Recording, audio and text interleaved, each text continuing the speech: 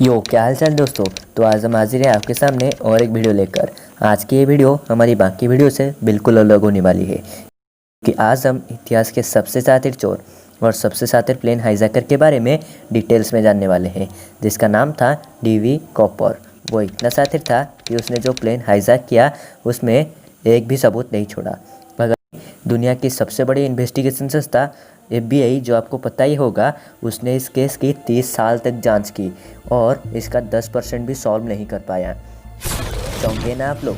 तो आज हम इस शातिर चोर के बारे में बहुत ज़्यादा डिटेल्स में जानने वाले हैं कि आखिर इसने इतनी सफाई से प्लेन को हाईजैक कैसे किया और FBI को कैसे उल्लू बना दिया।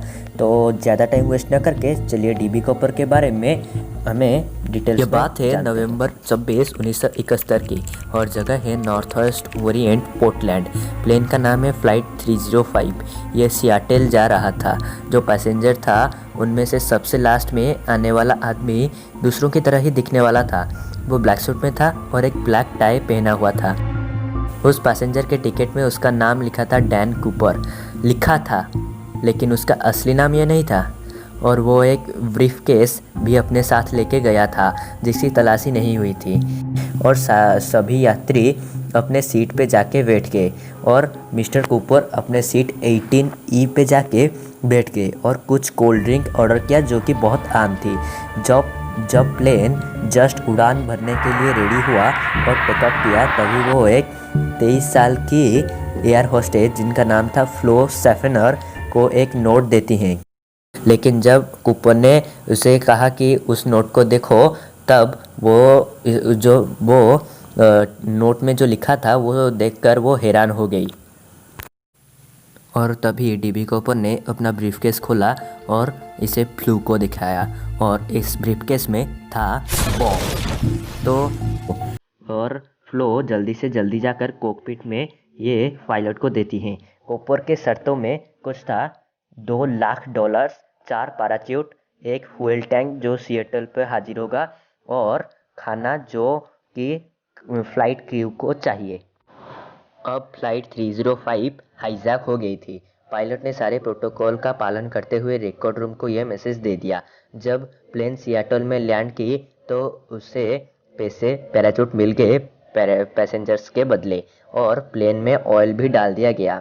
और क्रू को बोला कि उसे मेक्सिको जाना है क्योंकि उसके पास बॉम्ब थी, इसलिए क्रू को उसकी हर बात माननी पड़ी और फ्लाइट अब हवा में थी। लेकिन कॉपर बोला कि उसे 10,000 फीट पे 15 डिग्री में चलानी है फ्लाइट को। पायलट बोला कि प्लेन इस कंडीशन में मेक्सिको नहीं पहुंच सकती, तो उन्होंने रीनो पे रिफ्यूलिंग करने का फैसला लिया। कॉपर अपने पास टीना को बुलाती है, जो और एक एयर होस्टेस थी, और उसके साथ गप्पे लगाती है।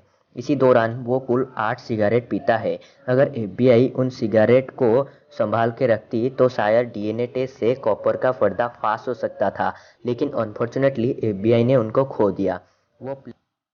वो पैराचूट और पेशों के साथ प्लेन के पिछले दरवाजे से कूद गया और जब वो कूदा तो प्लेन में एक शेकिंग फील हुई और इस शेकिंग को पायलट ने नोट कर लिया। इसके आधार पे FBI ने कॉपर की लैंडिंग प्लेस को इमेजिन किया और 30 साल तक वहीं खोजबीन करते रहे, लेकिन कुछ नहीं मिला। रुको, आप ज़रा रुको। अब आप फ्लैशबैक में चलिए। जब डीवी कॉपर कूदने की तैयारी कर रहा था, उस वक्त उसने जान सुनकर एक फेक जंपिंग की थी, जिसके आधार पे एक फेक शेकिंग क्रिएट हो और पायलट को एक गलत नोटिंग मिल जाए और FBI को ये गलत नोटिंग मिले और वो गलत जगह पे कॉपर की लैंडिंग प्लेस को माने और वहीं पे खोजबीन करे। लेकिन इस फेक जंप के बहुत समय बाद रीनो के पास डीवी कॉपर जंप किया और वहां पे उतर के वो हो गया छूमंतर। उसको सिर्फ ये थी शातिर हाईजैकर डीवी कॉपर की कहानी। आशा करते हैं कि आपको ये वीडियो अच्छी लगी है और आपको अगर ये वीडियो अच्छी लगी है तो इसे लाइक, शेयर और कमेंट करना ना भूलें। और अगर आप ऐसी ही वीडियो देखना चाहते हैं तो चैनल को सब्सक्राइब कर दीजिए। तो मिलते हैं अगली वीडियो में, तब तक के लिए गुड बाय।